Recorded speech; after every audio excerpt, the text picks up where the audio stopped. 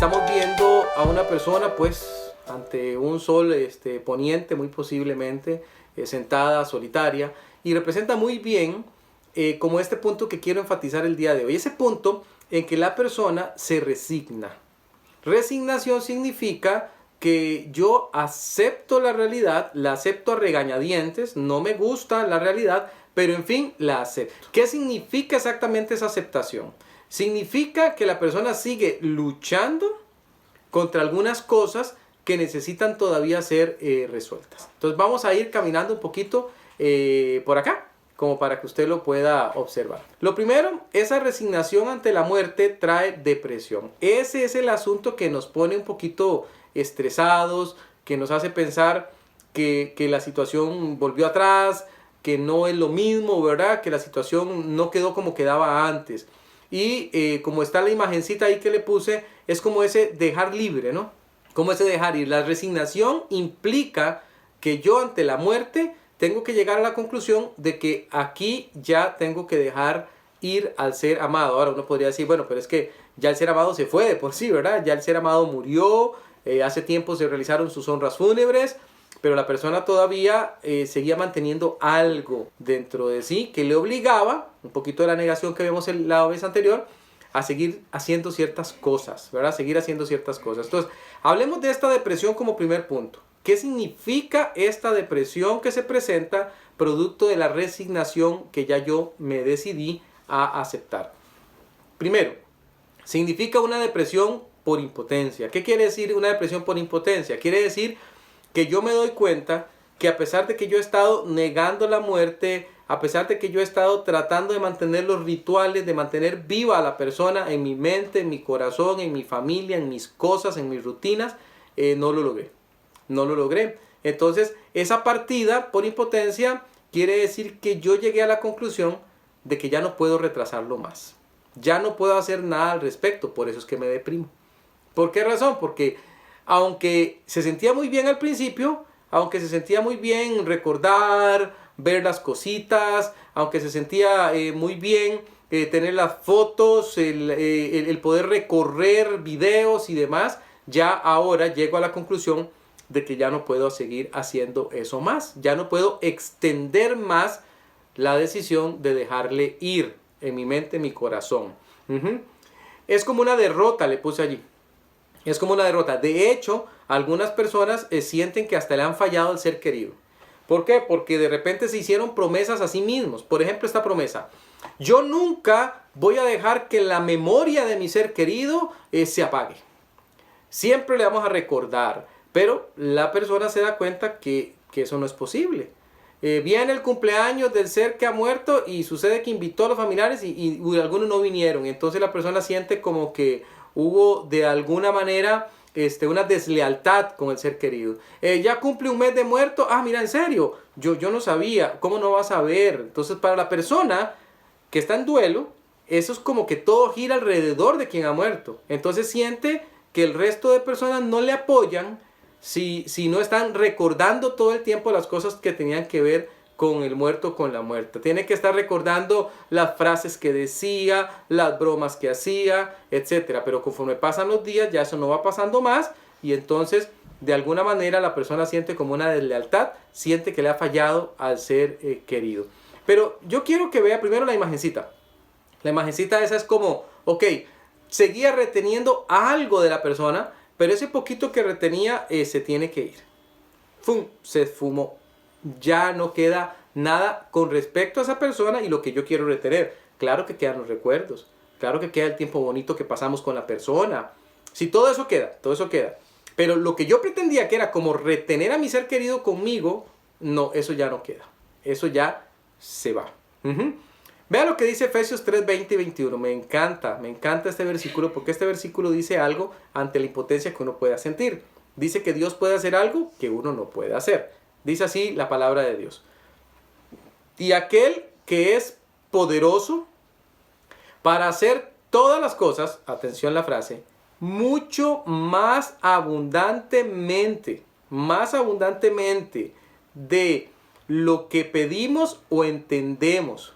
Ojo, puede hacer nuestro Dios más de lo que yo estoy pidiendo, más de lo que yo estoy entendiendo. Ujú.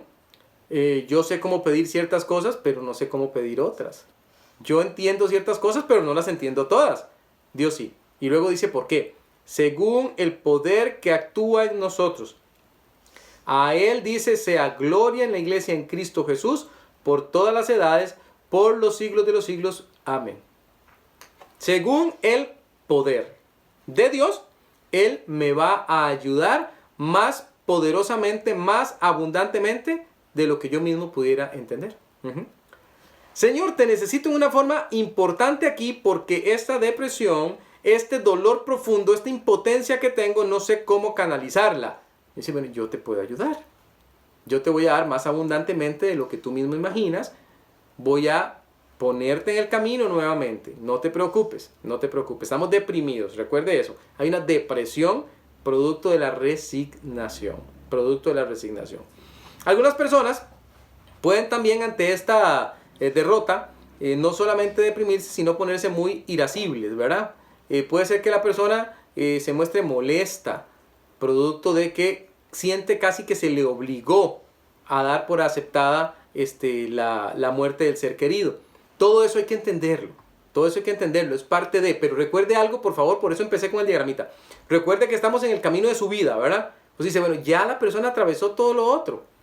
Entonces, aunque es desesperante, aunque usted diga, es un momento muy duro, muy difícil, la persona parece que se devolvió, usted diga, no se devolvió. Está en el punto más bajo, pero ya va a empezar a subir. Y yo necesito estar ahí, necesito entender que eso va a ser de esa manera, ¿verdad? Que eso va a ser de esa manera. Entonces, depresión, por la impotencia no poder hacer nada. Pero también viene depresión por la ausencia. Esta es lógica. O sea, pero pastor, la persona ya murió hace 3 meses, hace 4 meses. ¿Cómo que por la ausencia? Pues claro que ya estaba ausente, ya se había ido. No nos referimos a eso. Recuerde que para la persona, su ser querido seguía ahí, ¿se acuerda? La persona, y si usted puede ser que está atravesando eso mismo ahorita, amigo, hermano, hermana, que está aquí. Puede ser que usted lo está atravesando. Y usted dice, yo le siento cerca, siento que está conmigo, siento que viene a visitarme, etc. Todo lo que hemos visto ya. Pero en el momento de la resignación, lo que se acepta es el hecho de que, no, yo pensaba que era así, pero el hecho de que yo piense que es así no significa que va a seguir siendo así. La persona ya se fue, ya no está más. Entonces, ya yo no puedo retenerlo más ni aunque quiera. Y ahí empieza ahora sí una ausencia. Ya no puedo recurrir más a lo que estaba recurriendo antes. Ahora sí se me fue. Y por eso también existe esta depresión. Ahí le puse una definición para depresión. Depresión es primero que todo la reacción ante la pérdida de algo o de alguien. Cuando yo pierdo algo o pierdo a alguien, es lógico que tenga depresión. Me siento mal, me siento depresivo, porque la persona ya no va a estar, una pérdida. Esto enlaza muy bien con lo que vimos el otro día, que alguien preguntó que si había otros tipos de pérdidas, ¿se acuerda? Y que dijimos, claro, puede haber pérdidas de una mascota, puede haber pérdida de un trabajo, puede haber pérdida de un noviazgo, de una relación, etc. Pero hay una diferencia. Por ejemplo, si usted perdió una mascota, de repente se consigue otra y sustituye un poco el dolor que usted sentía. Si usted perdió un noviazgo, de repente ahora va a tener una nueva novia, un nuevo novio y sustituye un poco el dolor. Si usted perdió una relación, usted sabe que la persona anda por allí en los alrededores. Si usted quiere le llama, le puede ver. Pero en una pérdida por duelo no pasa eso. Una pérdida cuando alguien muere no pasa eso. No pasa eso. El duelo que se está enfrentando es por una pérdida que va a ser permanente, que fue lo que le puse allí. En el caso de la muerte implica la dura realidad de la ausencia permanente. No es que, voy a ir al trabajo y me voy a esconder y yo voy a ver dónde pasa. Un muchacho que había perdido a su novia, justamente tenía esta sensación de, ok, mi novia se fue con otro, pero si yo voy a su trabajo yo puedo verla ahí donde sale y eso me da cierto alivio, aunque ya no está conmigo. Bueno, en el caso de una muerte no puede pasar eso. Entonces es más dura la realidad y por eso produce depresión. Por eso produce depresión. Porque este Dios, dice Salmos 48:14, ¿cuál Dios es nuestro? Es Dios nuestro. eternamente y para siempre. Eternamente quiere decir que no tiene fin. Él nos guiará, me encanta esa frase, póngale mucha atención. Él nos guiará aún más allá de la muerte. Subraya eso en su Biblia. Él nos guiará aún más allá de la muerte. La muerte es una cuestión que para nosotros es irreparable. Nosotros decimos, oh, me topé con la muerte y la muerte me ha quitado un ser querido y es inevitable sentir el dolor, la presión, todo lo que hemos visto, todo. Pero ese límite para nosotros no existe para Dios. Y Él, que entiende muchísimo más que nosotros acerca de la muerte, dice que nos guía aún más allá de la muerte, no solamente a los que han muerto, porque eso es totalmente cierto, hacia la eternidad, sino a aquellos que quedamos acá para que podamos sobrevivir la muerte del ser querido. Él nos guiará aún más allá de la muerte. La palabra de Dios dice, muerte, yo seré tu muerte. Y la palabra de Dios dice en 1 Corintios 15, que el postrer enemigo, el último que será vencido, será la muerte. Y hace una pregunta, ¿dónde está, oh muerte, tu aguijón? Ya no hay aguijón de la muerte. Ya no más, ya no más. El Señor venció la muerte. Dice Colosenses 2, 13 al 15, que Él venció a la muerte. Entonces, es muy importante que lo sepamos, es muy importante que lo tengamos allí en cuenta. Y sigamos acá. Entonces, hemos dicho que es depresión, primero, por la impotencia. Ahora dijimos que es depresión por la ausencia. Y vamos a decir que es depresión por la resistencia. ¿Por qué? Porque la persona se ha agotado. Mire, como el mecatito que está allí, ¿verdad? Ha estado tratando de jalar en la dirección incorrecta. La dirección correcta es se fue. Pero el ser querido está tratando de jalar en la dirección incorrecta. Quiero que se quede aquí. Quiero que esté conmigo. Y eso le ha producido un desgaste enorme hasta que viene la resignación. Cuando viene la resignación es cuando dice, bueno, no, ya descanse, ya deje de estar jalando en la dirección incorrecta. Ya. Pasó, es una realidad, es así. No podemos hacer más, es de esa manera. Luchar por permanecer ajeno a la realidad de la muerte, esforzarse por asimilar lo que la resignación conlleva, también le va a llevar cierta resistencia y cierto dolor. Por eso le decía, la persona se vuelve irascible, se vuelve molesta. Y usted dice, bueno, ¿retrocedió? No retrocedió. Lo que pasa es que está aceptando. Y esa aceptación lo que está provocando es su enojo. Por ejemplo, puede ser que se le haya indicado al ser querido que hay ciertas cositas de la casa que debieran guardarse. Por ejemplo, yo recuerdo a un muchacho que se murió su novia y se murió en una forma trágica. Un accidente donde él estuvo presente, pero él no murió, sino que solo murió ella. Entonces, el cuarto de él era como una especie de altar a su novia muerta. Todo en su cuarto hablaba de su novia, las fotografías de los diferentes momentos del noviazgo, todo hablaba respecto a quién había sido ella. Eso hubiese estado bien para empezar su proceso de duelo, pero ya había pasado algún tiempo y ahora él venía a consulta porque tenía una nueva novia y a la nueva novia le resultaba un poco molesto entrar a su cuarto y notar que en su corazón era la antigua novia la que todavía estaba. Entonces, en ese caso, él preguntaba, ¿qué se supone que haga? ¿Tengo que guardar las cosas? Interesante, ¿verdad? Era una negación a seguir viviendo con tal de permanecer, con tal de quedarse con ese pedacito que según él decía era como su último pedacito de vida, pero no un pedacito, era todo su cuarto, ¿verdad? Entonces, empezar a guardar las cosas significa mucho. Significa, bueno, por culpa suya, novia nueva, yo tengo que guardar esto y la verdad es que no estoy muy contento. Y entonces arremete contra las personas porque tiene que hacer algo que hasta el momento le va a causar disconfort. No quiere hacerlo, ¿ok? Entonces, eso va a pasar en esta etapa. ¿Se puede forzar la etapa, pastor? ¿Se puede empujar a la gente para que rapidito guarden cosas, para que rapidito dejen de estar viendo álbumes, para que rapidito dejen de estar hablando con la gente? No. Recuerde que no, recuerde que aquí lo hemos visto, pero sí se podía hacer algo, ¿se acuerda?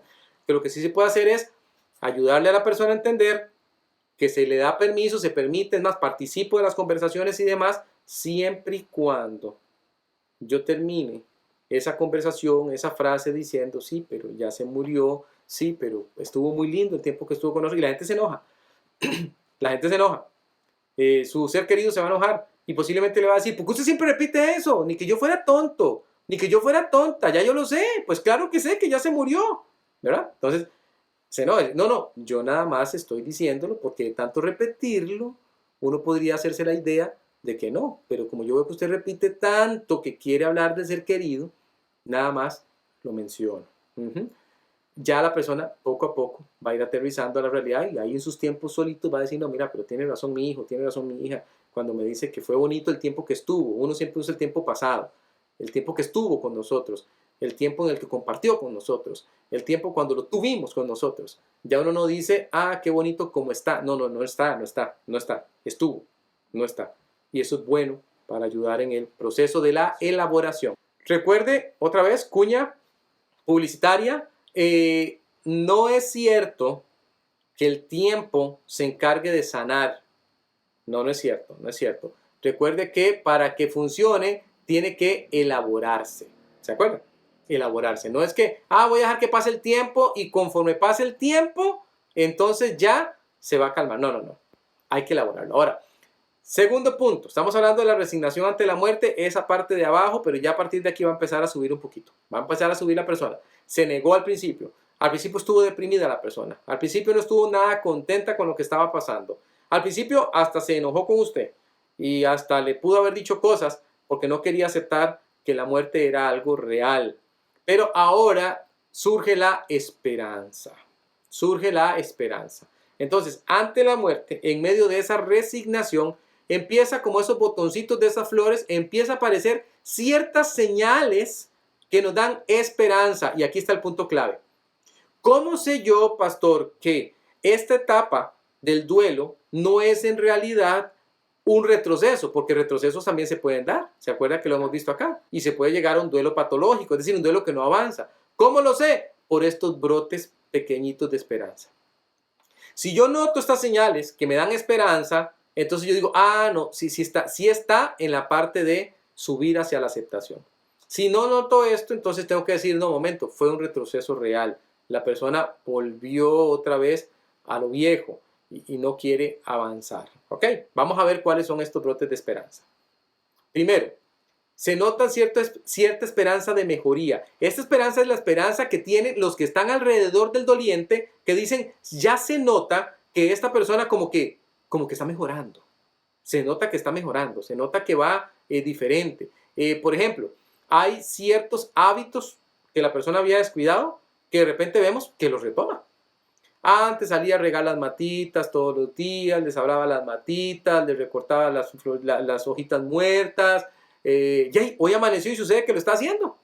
Antes no lo hacía, pero ahora, hoy, casualmente amaneció, fue a regar las matitas. Entonces era algo que no hacía, pero que ahora está haciendo.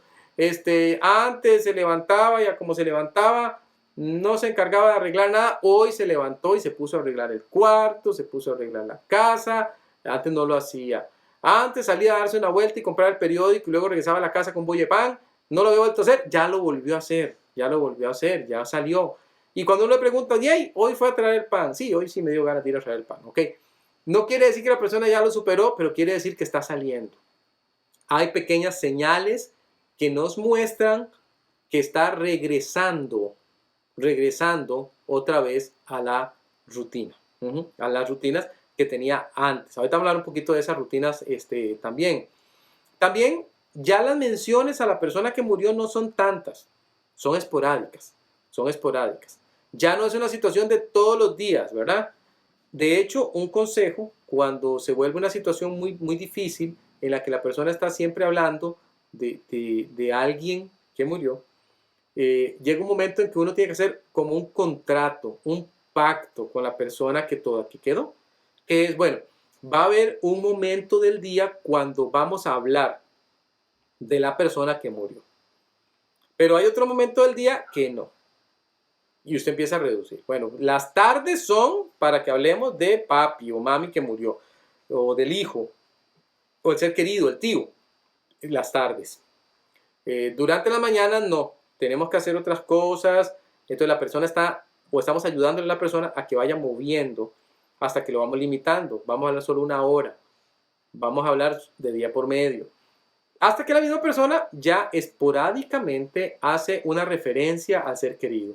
Ah, yo recuerdo. ¿Te acuerdas? ¿Cómo le gustaba a tu papá comer esas rosquillas? Ah, sí, mami, yo recuerdo. Pero ya es esporádico. Ya es esporádico. Ya no es todos los días. También, otra cosa que uno nota es que la mención no va acompañada del llanto como iba antes. Entonces uno dice, mira, hoy mami me mencionó a papi, pero ya no lo hizo como antes. O sea, yo la vi que ella lo mencionó y ya, nada más lo mencionó y ya no hubo el llanto, ya no fue que se le amargó el día, ya no fue que, uy, qué triste otra vez, lo recordó y para qué lo mencionó. No, no, no. Ya va siendo una situación que uno siente como que está pasando, ¿verdad? Como que ya se está avanzando. Uh-huh. Esa esperanza de mejoría también tiene otras facetas. Recuerde que la persona viene de la depresión, ¿verdad? ¿Se acuerda? Entonces, por ejemplo, la persona se levantó de la cama, fue y se bañó, antes no se quería ni siquiera bañar, no se quería levantar de la cama, ni siquiera eso. Hizo la cama, por ejemplo, se vistió diferente, hoy no se quedó en pijamas.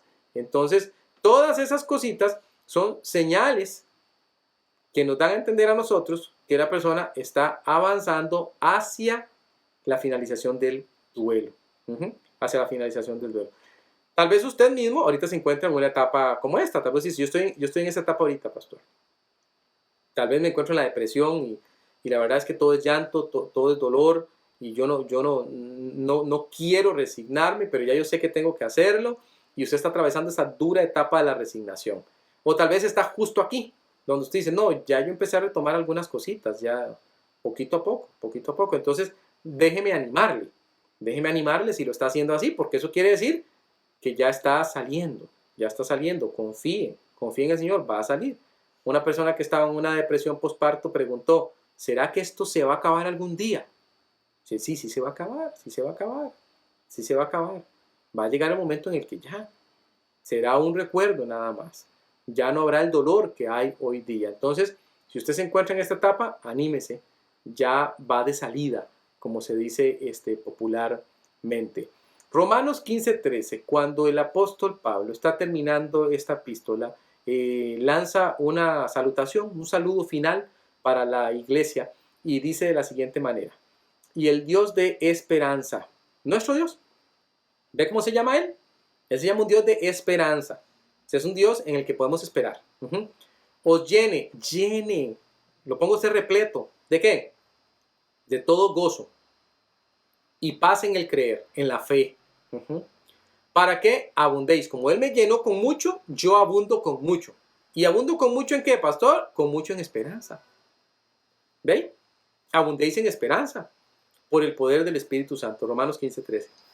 Dios me llena, porque Él está lleno, me llena de esperanza, de gozo, de paz, me llena de fe y yo puedo abundar en esperanza gracias al poder del Espíritu Santo. Entonces tengo los recursos, es lo que trato de decirle. Tengo los recursos para salir adelante, tengo los recursos. ¿Qué les estaba recordando Pablo a los hermanitos de esta iglesia? Les estaba recordando, las pruebas pueden ser durísimas, las situaciones pueden estar horribles, pero tenemos esperanza. Estamos llenos de ella y podemos abundar en ella por medio del Espíritu Santo. Siga adelante. Esos pequeños pasitos que está dando, va bien. Ahora, quiero que vea otro versículo. Este otro versículo dice, venid a mí. Es una invitación, ¿verdad? Todos los que estáis trabajados y cargados, y yo os haré descansar. Vea que el problema más grave de la humanidad es el pecado. Problema más grave. O sea, no hay un problema más grave que el pecado. Nada te ayuda a solucionar el problema del pecado. Solamente Jesús. Pero ese problema ya Dios lo resolvió en Jesús. Entonces, el resto de problemas que hay para abajo, todo lo que te trae carga, todo lo que te trae peso, todo lo que te evita el descanso, el Señor dice, yo lo puedo hacer. Ahora, déjeme explicarle algo, por favor. Muchas personas dicen, bueno, pastor, usted se arriesga al decir esto. Sería tal vez mejor que usted no lo diga. Sería mejor que no mencione a Dios. A alguna gente no le gusta eso de Dios. No le agrada eso de la Biblia. y de que uno puede salir adelante con Dios. Ellos quieren escuchar otra cosa, algo, no sé, más humanista, ¿verdad? Usted tiene el poder, llénese de ánimo, salga adelante, el poder está en usted. Pero viera que eso no funciona. Eso es como agüita dulce, digo yo, ¿verdad? Para los colibríes. Eso no funciona. Se lo dice a alguien que trabaja en consejería. Yo le digo a la gente siempre, vamos a aplicar la técnica que funciona. Cuando metemos a Dios en la jugada, cuando ponemos al Señor a comandar el proceso, adivine qué pasa. Tenemos victoria. Eso es lo que pasa. A decir, ¿por qué lo dice usted? Porque yo lo he comprobado por más de 25 años ya. Entonces hay que poner a Dios en el asunto, porque si uno no lo pone, si uno comete ese grave error, entonces se va a dar cuenta que no va a salir tan bien como uno esperaba.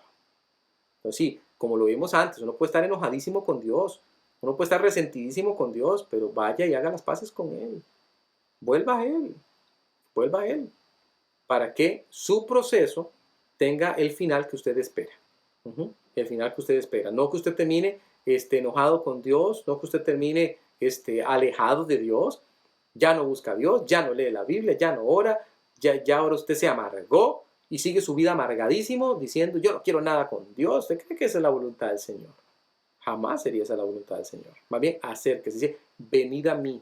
Está trabajado, está cansado, se siente mal, siente que no puede más. Dice, venga a mí, venga a mí. Y Él promete algo. Él dice, yo le voy a dar descanso. Solo Él puede prometer eso. Solo Él. Porque ahí hablaba ahora el versículo 15, el versículo 13 de Romanos 15 hablaba de paz. El versículo 13 hablaba de fe. Mire, usted no va a tener gozo, fe, nada de eso sin Dios. Nada de eso. Nada, cero. Cero.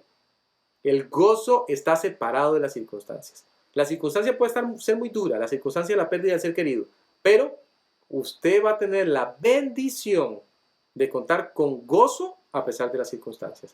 ¿Quién se lo dio? El Dios que da descanso. Solamente Él. Las personas pueden estar alrededor y animarle. Usted, mira, anímese, usted tiene que salir adelante, usted tiene hijos, usted tiene una vida por delante, usted tiene esposo, y le pueden animar todo lo que quieran animarle. Pero son solo palabras de seres humanos. En cambio, el descanso que da el Señor es un descanso completo. Por eso dice la palabra del Señor en Filipenses 4, que es una paz que sobrepasa todo entendimiento. No la podemos comprender nosotros, pero es real. Es real. Ahora, sigamos, porque aquí hay más. Hay esperanza de mejoría, pero también hay una esperanza de superación, que esa es una de las que más nos importa.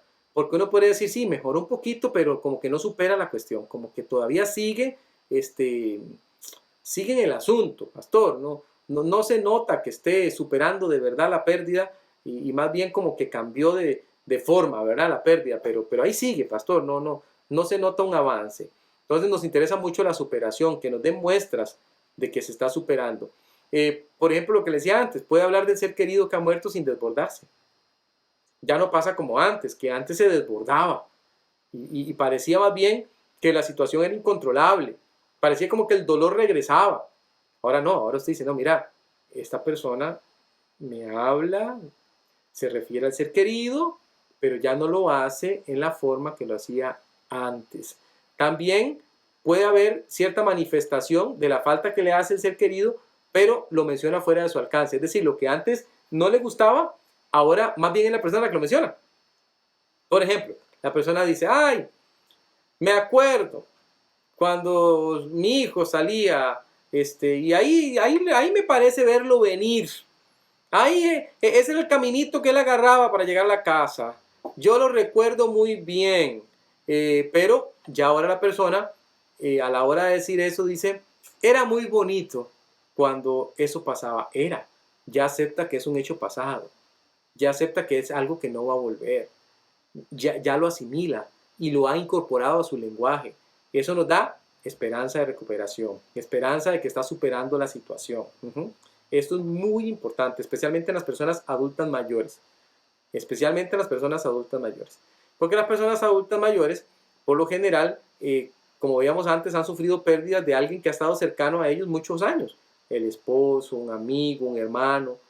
Y digamos, además de verse como sujetos de muerte, es decir, me puedo morir yo en cualquier momento, también pasa que la situación de la muerte les cuesta un poquito más superarla. Entonces hay que estar muy atentos a ver esas señales de mejoría. que nos dan esperanza de que está avanzando, de que está avanzando. Recuerde lo que vimos el día anterior, ¿verdad? Si un duelo no atraviesa en el tiempo, no se elabora, y usted dice, no, esta persona no está pasando por las etapas, no, no es automático, recuérdelo, ¿verdad?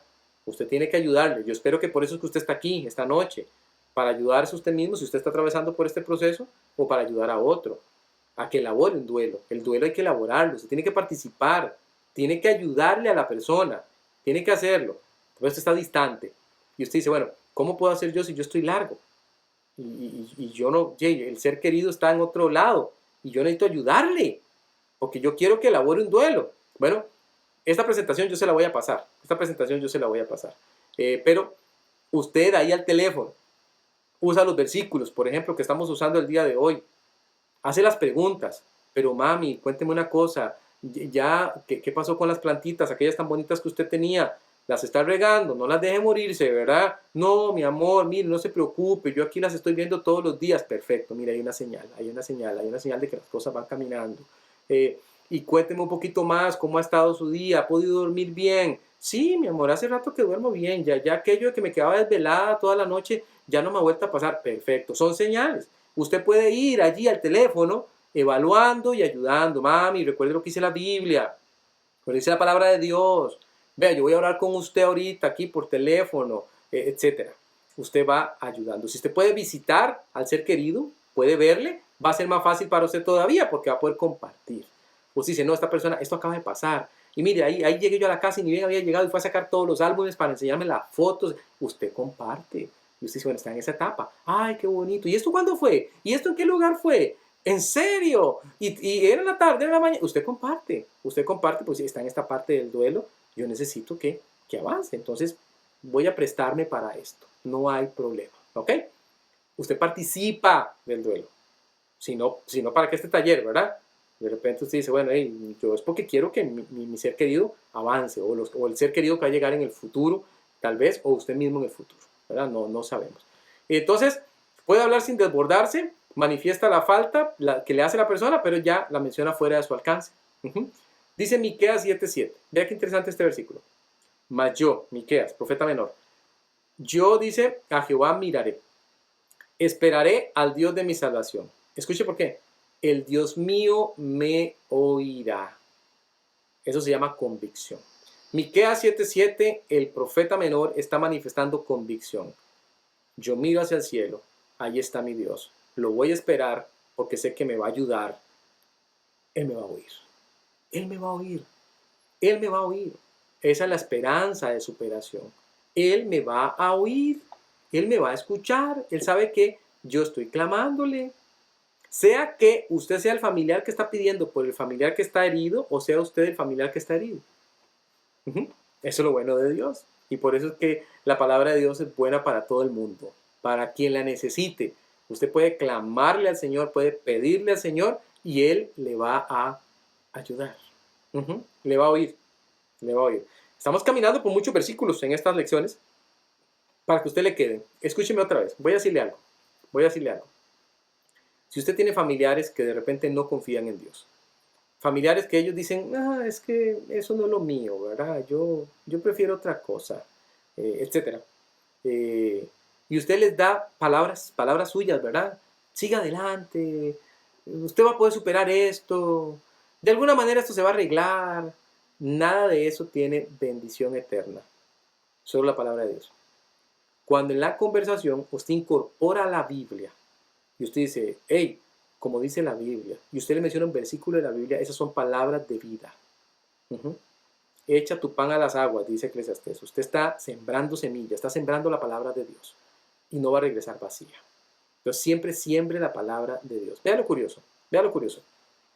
Nosotros tenemos una consulta, ¿verdad? Ministerio Luz de Esperanza tiene una consulta. Es una consulta que gracias al Señor tenemos siempre mucha gente. Y a veces la gente llama.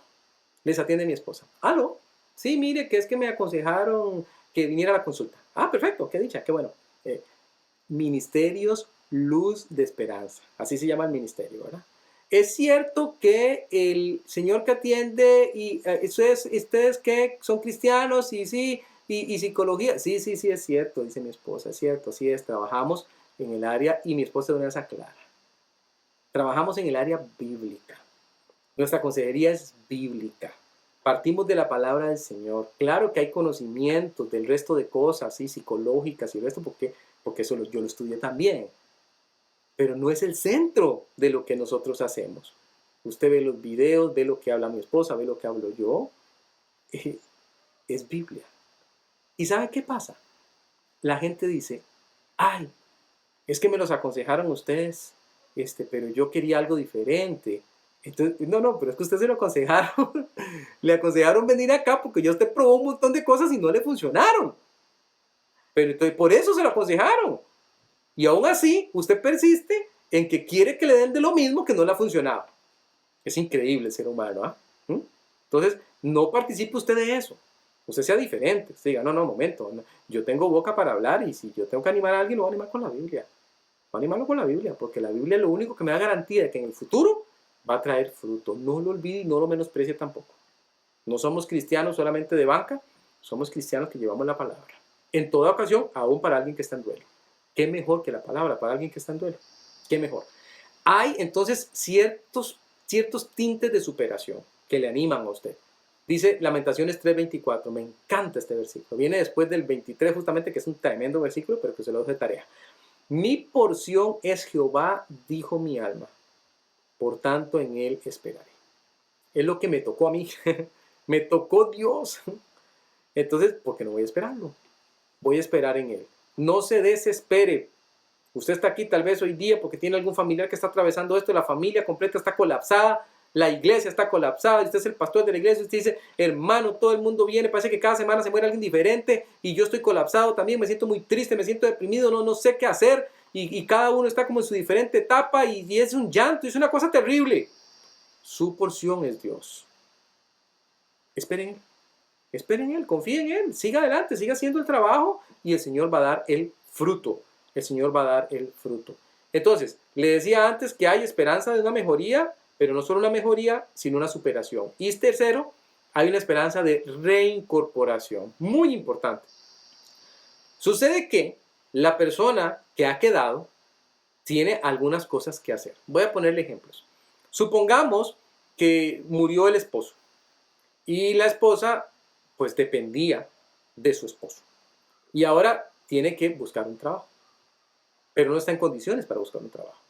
Se siente muy triste, se siente deprimida, como digamos ahora, y no haya cómo hacerlo. Entonces, claro que queremos que se reincorpore porque hay una vida que seguir viviendo. Hay una vida que seguir viviendo. Hay una licencia que se le dio al ser amado en su trabajo, pero tiene que regresar a su trabajo. Entonces, claro que la reincorporación es necesaria. Es necesaria. Reincorporarse a las cosas que antes se hacían o a algunas nuevas que ahora hay que hacer. Que ahora hay que hacer. Comenzando desde las cosas más básicas hasta nuevas cosas que tienen que emprenderse en la rutina, ¿verdad? Entonces, aquí hay ciertas señales de esperanzas de reincorporación. Por ejemplo, ya no solamente habla del ser querido que ha muerto, ya la persona habla de otras cosas. Habla de otras cosas. Ya uno dice que la persona que tiene un duelo es como monotemática, ¿verdad? Es como que todo tiene que ver con el duelo.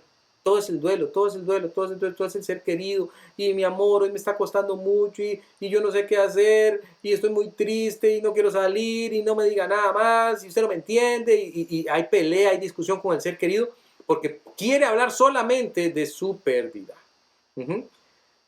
Pero lo que estamos diciendo acá es que la persona se nota que ya va para arriba cuando empieza a hablar de otras cosas que ya no son la persona que se murió.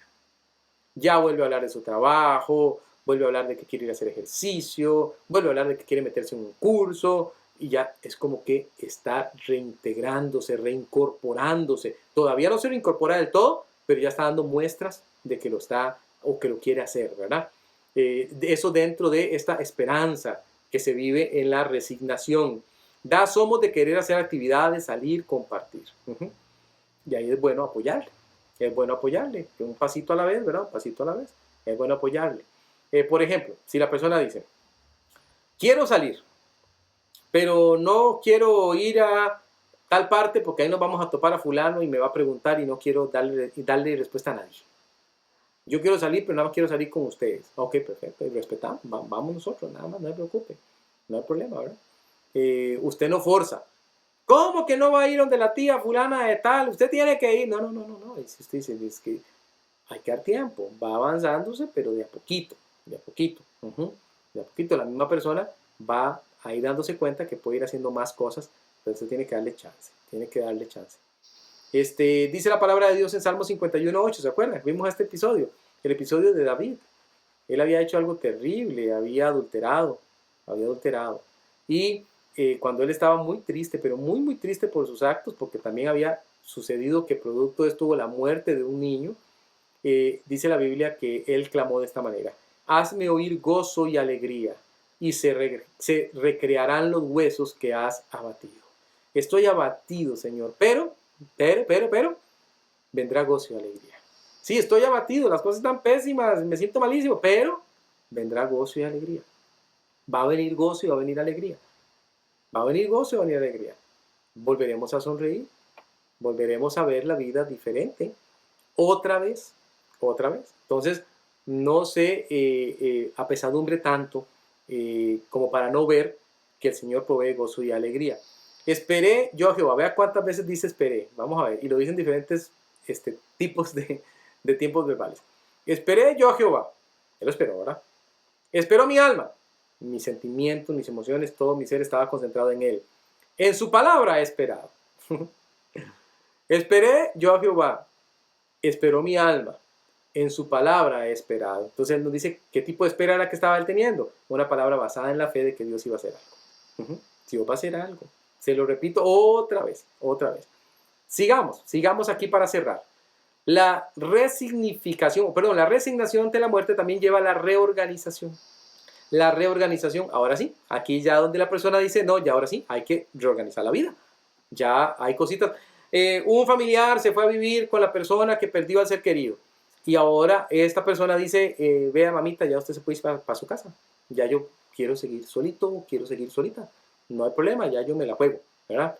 Yo sé que usted vino con mucho amor y todo, pero ya yo me la voy a jugar solito. Entonces, eso involucra una reorganización, como le puse allí la madeja, ¿verdad? Como las madejas de lana que agarra el gato y las desordena y las deja por todo lado. Hay que volver a enrollar y dejar la madeja bonita, otra vez lista para seguir adelante. A eso lo llamamos reorganización. ¿Ok? Ya en la resignación ante la muerte, ya ahora hay una reorganización de la vida para seguir adelante, ¿verdad? Vamos a ver esto. ¿Cómo ocurre esa reorganización o qué es lo que se reorganiza? Más bien dicho, la rutina. Hay una reorganización de la rutina. Por ejemplo, la persona dice, yo todos los días salía a caminar a las 7 de la mañana con mi esposo, pero ya se murió mi esposo. Entonces hace 3 meses que yo no salgo a caminar, pero ahora voy a salir a caminar. Y sucede que a mi esposo le gustaba salir a las 7, pero yo siempre le reclamé eso, que muy temprano. Yo quiero salir a caminar a las 8.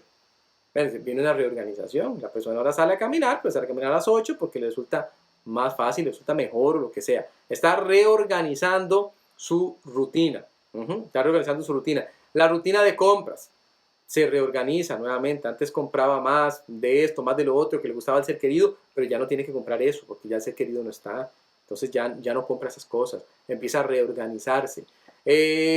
Sucede que al ser querido le encantaba llevar la lista de compras en el celular. Y dice, no, a mí me gusta más escribirla. Entonces ahora la escribe. Hay una reorganización de cómo se hacen las cosas. A veces se mezclan rutinas viejas con rutinas nuevas. Eso es más o menos normal.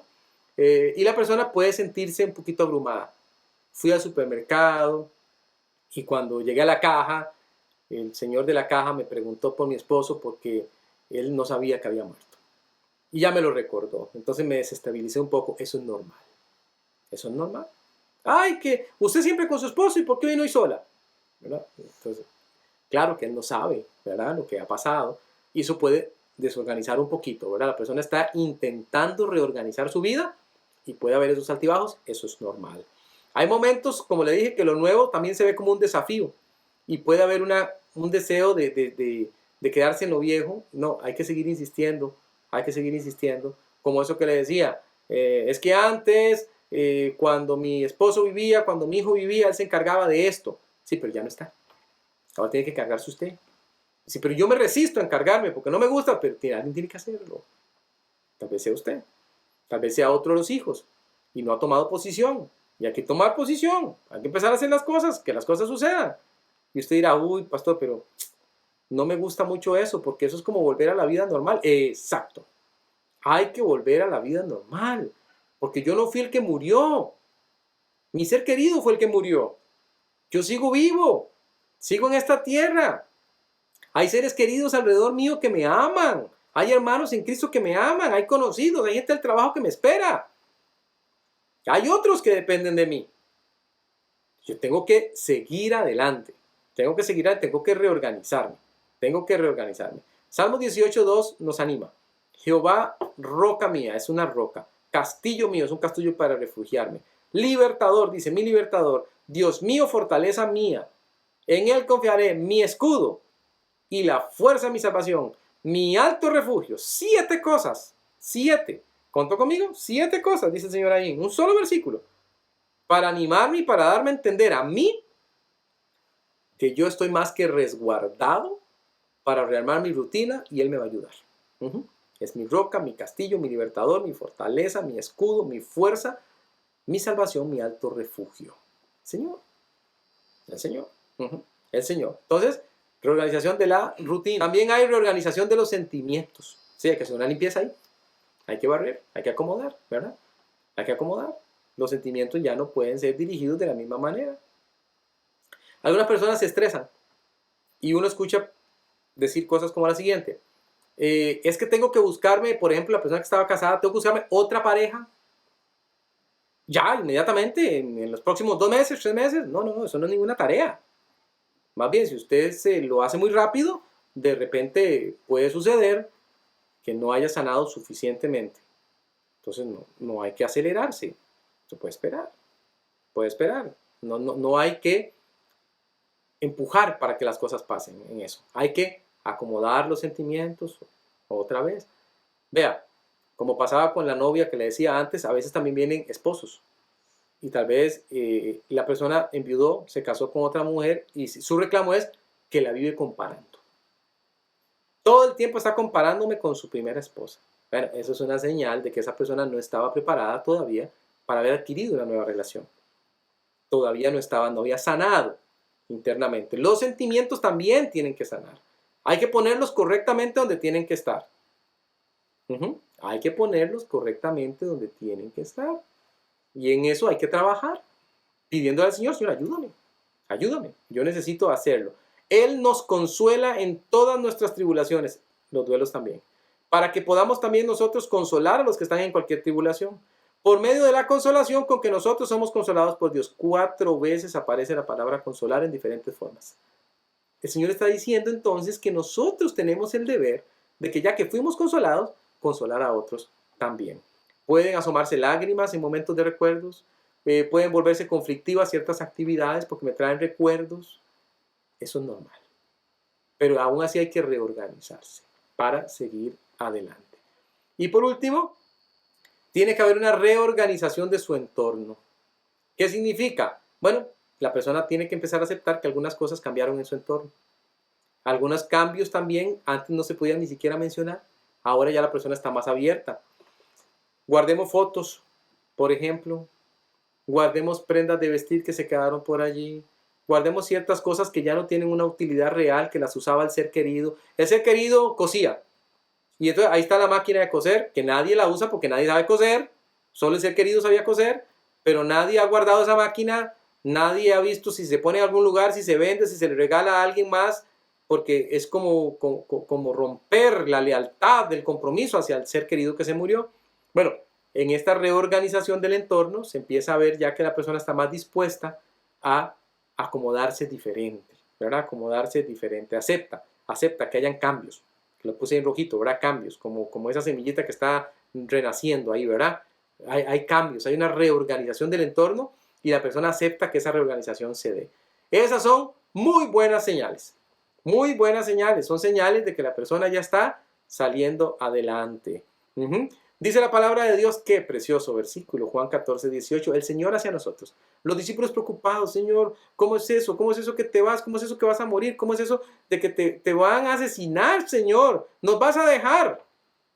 El Señor dice, no os dejaré huérfanos, vendré a vosotros.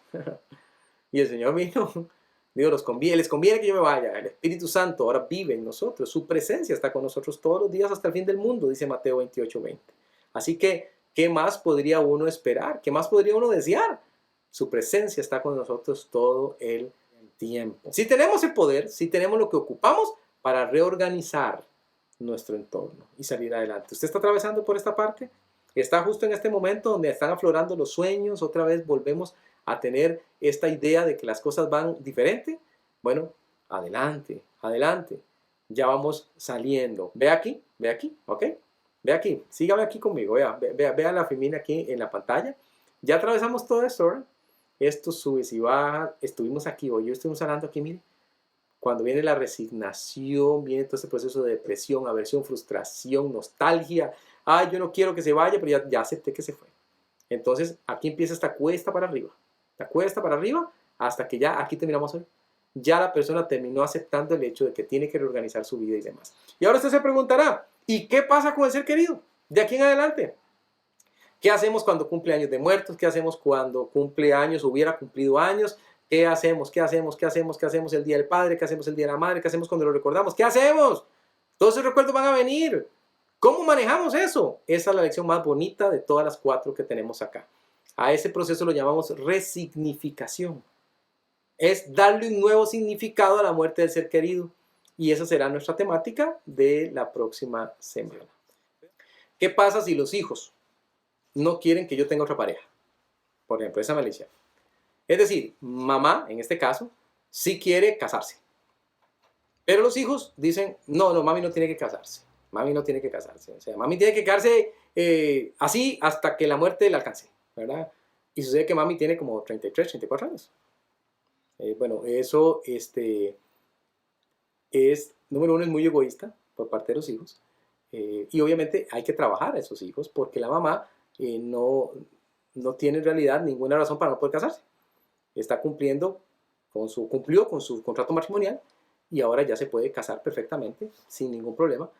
Claro está, esos hijos necesitan ser trabajados para entender qué es la lógica que hay detrás de que su mamá no se pueda volver a casar, ¿verdad? Entonces, esa es una. Una segunda pregunta que me hicieron es, ¿cómo saber, una mamá mayor, adulta mayor, cómo saber si mamá ha caído en una especie de demencia? Una demencia. Es decir, es tan duro lo que le ha pasado que entonces, como se diría popularmente, se volvió loco, se volvió loca, ¿verdad? Que la persona hace cosas desatinadas y está mal, está mal. Entonces la persona dice, hay que llevarla al psiquiatra, hay que llevarla al manicomio, hay que llevarla a algún lado, porque se volvió loca o loco, ¿verdad? Entonces, tenga cuidado con eso, ¿verdad? Porque ya lo vimos aquí. De repente venga la mamá hablando sola y entienden que se volvió loca, pero su mamá está hablando con su papá según ella concibe en esa etapa que ya vimos, cuando el ser querido le hace mucha falta y está en negación. Entonces no quiere decir que está loco, nada. O sea, simplemente quiere decir que está atravesando una etapa muy dura, muy difícil. Cuando uno opta por moverse hacia algo más articulado, como un psiquiatra, por ejemplo, una institución, bueno, cuando la persona atenta contra su propia vida. Ahí es donde decimos, esto ya se pasó del límite. Entonces, hay que tener cuidado. O cuando tuvo retrocesos muy graves, por ejemplo, la persona, ¿qué pasa? Con muchas personas adultas mayores pasa, tuvo un retroceso y se orina en la cama, ya no quiere ni siquiera levantarse para ir al baño, etc. Pero ahí sí, uno tiene que analizar bien qué tipo de ayuda va a requerir. Pero si nada de esto está ocurriendo, está en un proceso normal de negación y no hay que forzar nada, ¿verdad? Tengo una por acá. Aquí entró una del Facebook. ¿Cómo se trabaja la culpa cuando viene en este proceso de todo lo que hicimos conocer? Cuando viene en el proceso, ¿verdad? La culpa de todo lo que no hicimos con el ser querido, ¿ok? Es decir, el ser querido, me porté mal con el ser querido, tal vez no fui el tipo de persona que tenía que ser y el ser querido ya no está, entonces ya no puedo reparar, ¿verdad? Lo que hice según yo lo veo. pero siempre es posible la reparación. Entonces, ¿cómo trabajo la culpa? Primero la trabajo desde la óptica del perdón. ¿Qué hay que hacer? Bueno, primero tengo que perdonarme yo. Tengo que perdonarme yo. ¿Con qué poder hago eso? Con el poder de Dios. Pero yo tengo que perdonarme. Tengo que perdonarme. Una vez estaba dando una charla acerca de esto y una señora vino llorando después de la charla y ella dijo, no, es muy doloroso para mí escuchar esto. Yo no perdoné a mi papá. Y bueno, perdónele. Y entonces ella se excusó diciendo, es que mi papá tiene 24 años de muerto. O sea, ya se murió. Ya no le puedo perdonar. No, no es cierto. El perdón no es para la otra persona. El perdón es para usted. Para que usted pueda seguir viviendo. Y el segundo punto en cuanto a la culpa, para quien nos escribió, es algo que llamamos reparación. Es algo como lo que hizo Zaqueo.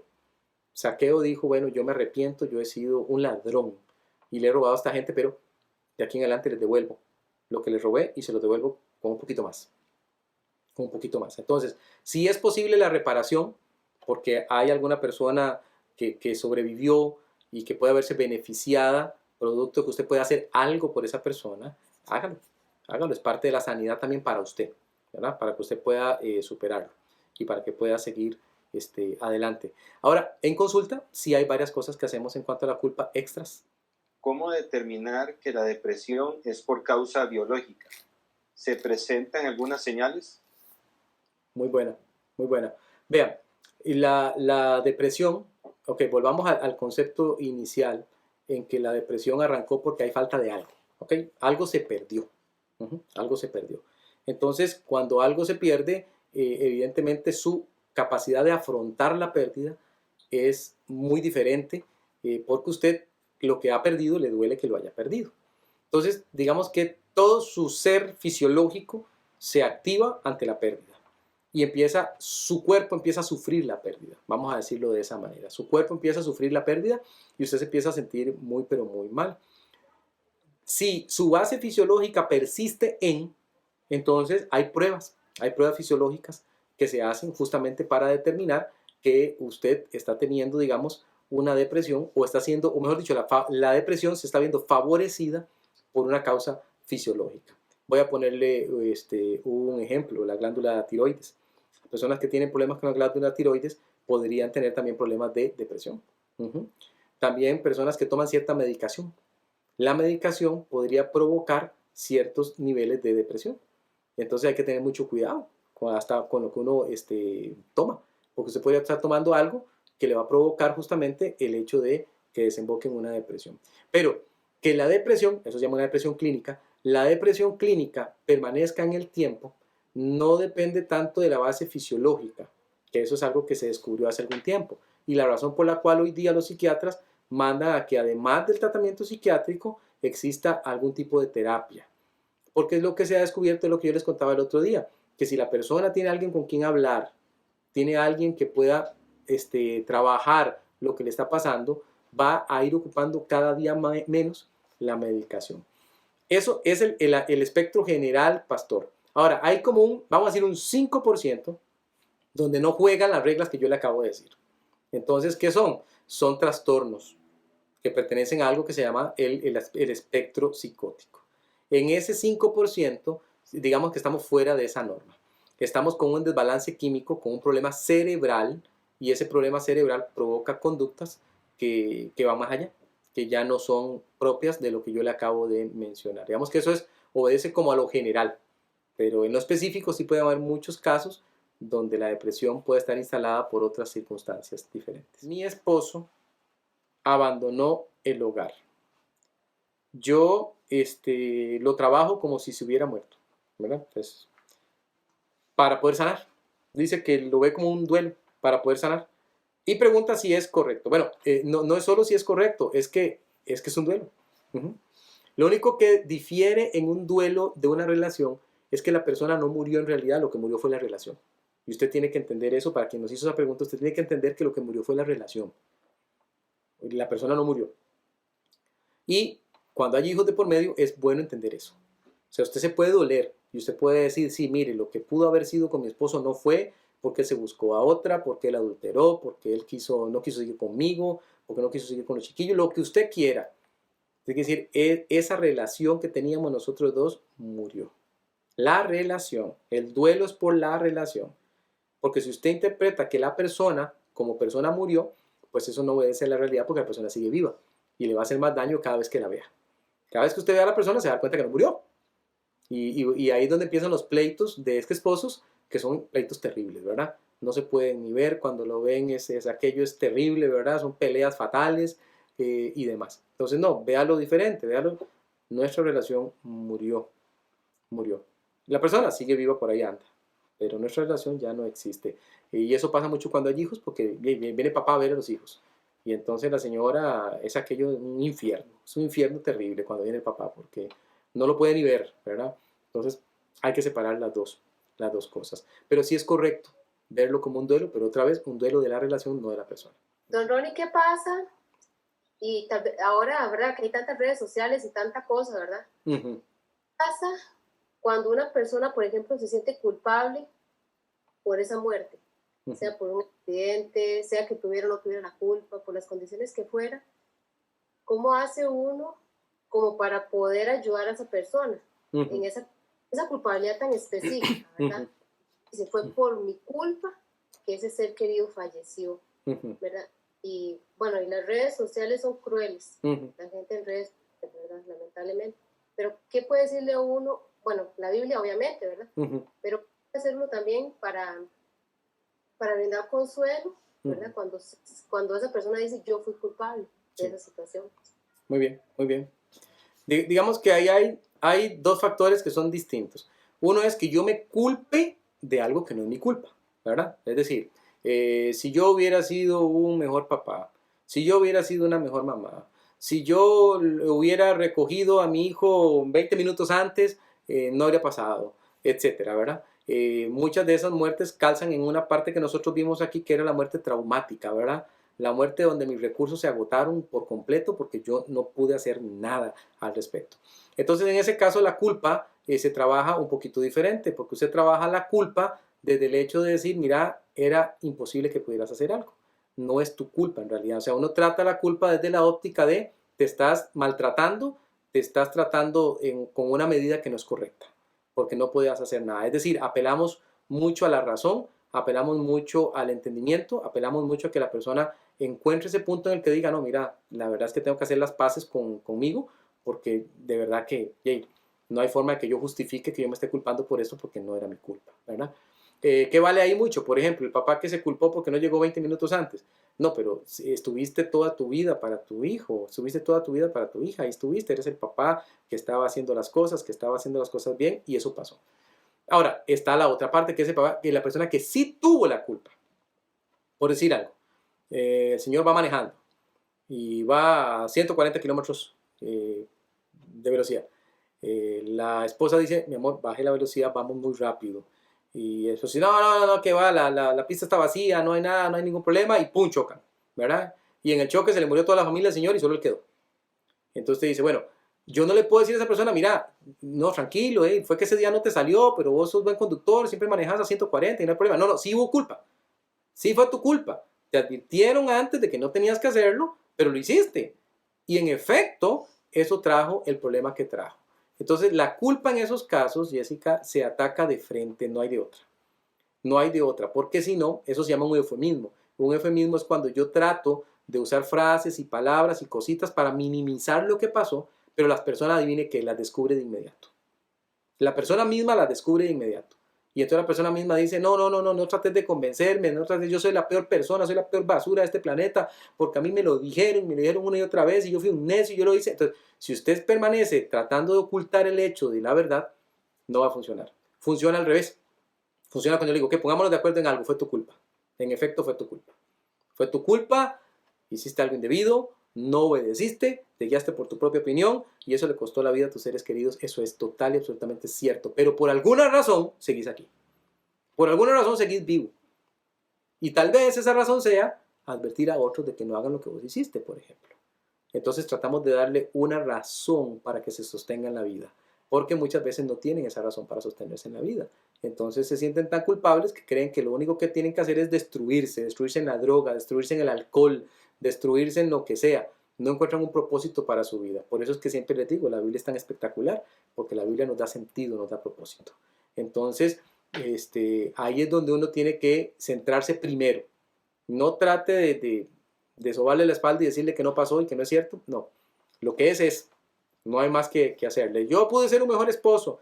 Mi esposa se me murió y siempre quiso que yo dejara de tomar alcohol y nunca la pude complacer en eso. Siempre fui un borracho. ¿Cómo es posible? Ok, no, eso es cierto. Eso es cierto. Siempre fuiste un borracho. Eso es cierto. Pero por tu propio bien y por la memoria de tu esposa sería bueno que cambiaras ahora. Entonces ahí le damos un nuevo enfoque, ¿verdad? Obviamente a grosso modo, Jessica, porque eso lleva más que lo que te estoy diciendo ahorita, pero por ahí podrías empezar. Pastor, Dios le bendiga. Hola, mi hermano. Soy el pastor de Venezuela. Ya sí, ahora sí. Ahora sí. Bueno, ante todo, muchas gracias. Este taller ha sido de mucha bendición para nosotros. Usted no se imagina cuánto. De verdad, muchísimas gracias. Bueno, qué bendición. Me alegro mucho. Una pregunta, pastor.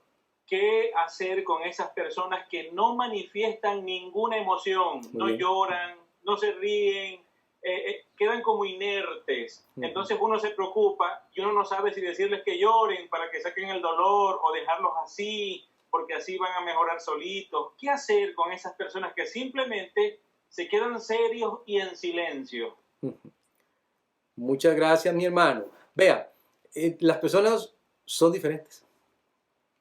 Todos somos diferentes. Usted de repente llega a un funeral, bueno, antes que podíamos llegar, ahora es complicado, pero digamos usted llega y entonces le dicen a usted, vea, ahí están los hijos alrededor del féretro.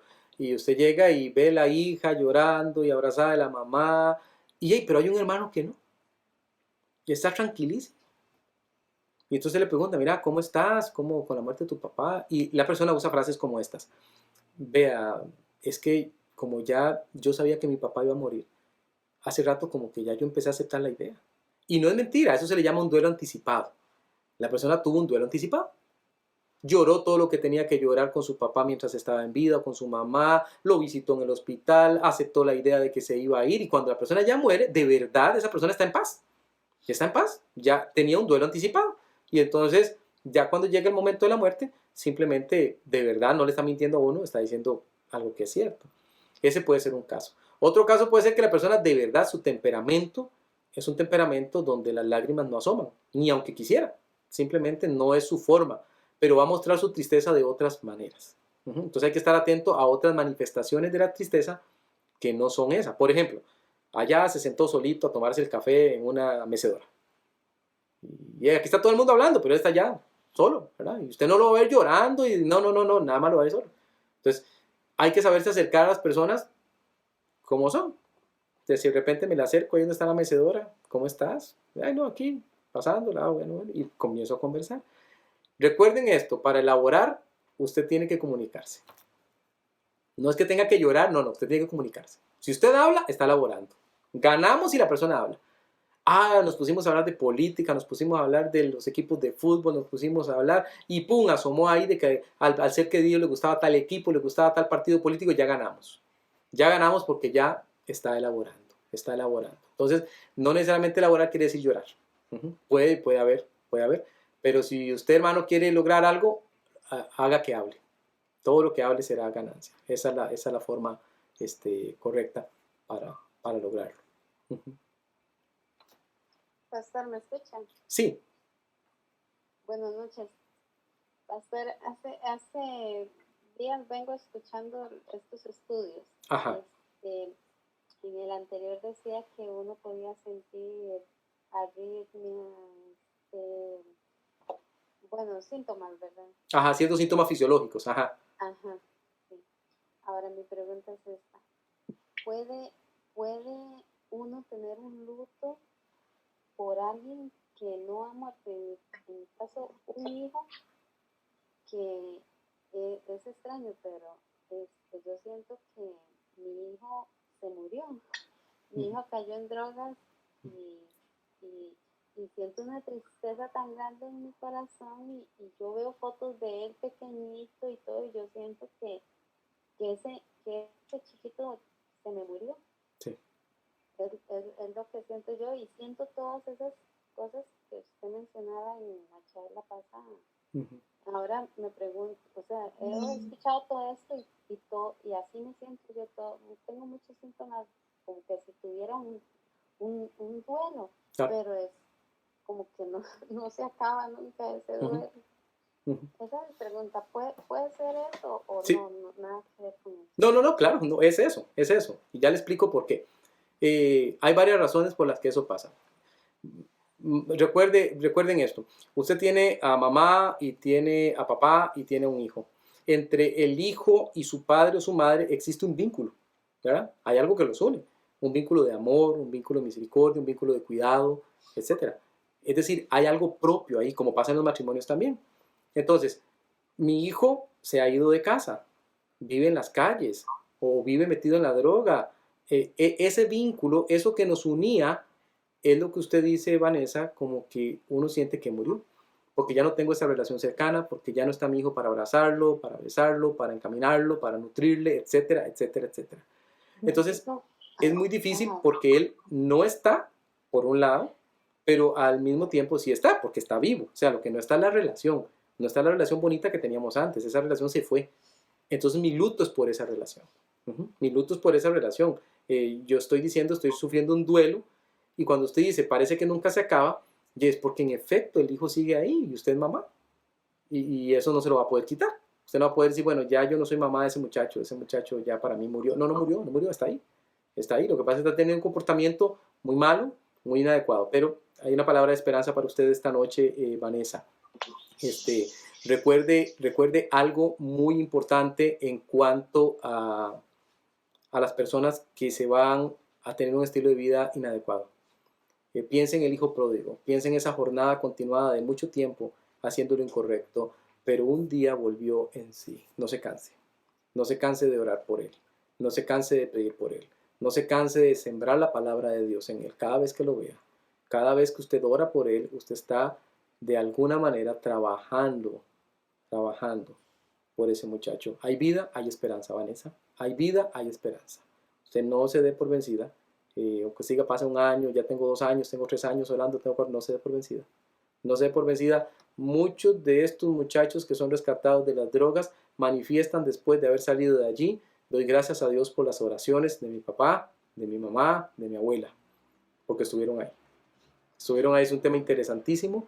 Le recomiendo en Ministerio Luz de Esperanza, Vanessa, en el site nuestro, en YouTube, hay una enseñanza que se llama Que regresen los pródigos. Que regresen los pródigos. Si no, después la podemos ver. Le aconsejo que la vea porque trata ese tema justamente. Se llama así, Que regresen los pródigos. Entonces, le puede ser de bendición.